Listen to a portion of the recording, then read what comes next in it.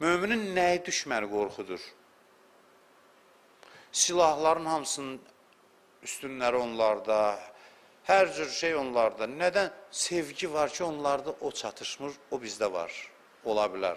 Onların gözünün qorxusu budur.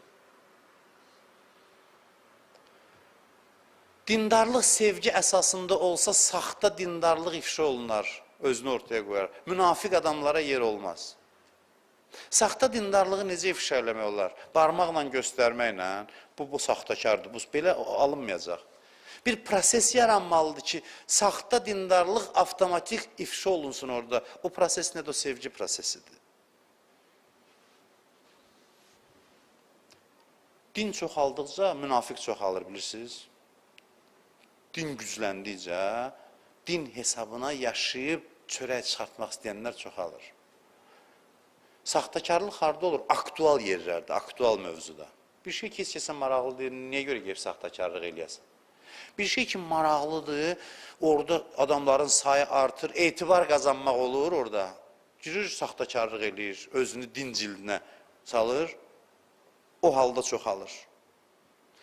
Amma İmam Zaman haqqında nə deyir? Deyir ki, İmam Zaman yaşadığı cəmiyyət, rəhbərlik elədiyi cəmiyyət belə bir cəmiyyətdir ki, tuzillu bihən nifaq və əhləha. Və əhləh. Buyurur ki, duada belədir. Elə bir cəmiyyətdir ki, orada nifaq, münafiqlik zəlil olur və onun əhli. Yəni, zillət içindədirlər. Onların meydanı yoxdur. Niyə görə belə olur? Çünki orada sevgi şiddətlidir. Sevgi çox olsa dindarlarda, bu sevginin fonunda saxtakarlar rüsvay olur. Rüsvay olur. Əli əleyhissalam Allah aşiq idi, düzdür, bəli. Əli əleyhissalam kimlənsə işi yox idi ki, öz aşiqliyin eləyirdi. Allahla öz arasında eşq var idi, aşiq idi. Başqaları niyə narahat idi ondan? Onlarla işi yox idi, çünki onun fonunda rüsvay olurdular. Ayaqlaşa bilmirdilər.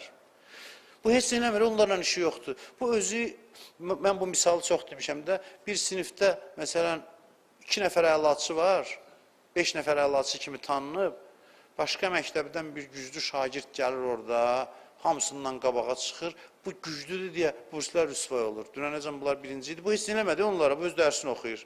Amma bunun varlığı bunları narahat eləməyə başlayır. Çünki bu var, bunlar ifşa olunur ki, bunlar o qədər də əlaçı deyilmiş.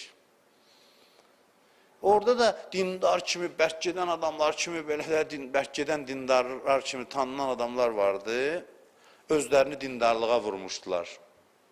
Belə adamlar Əli əleyhissalamı gözləri götürmür. Çünki bu aşiq idi. Aşiqin yanında saxtakarlar ifşa olunur.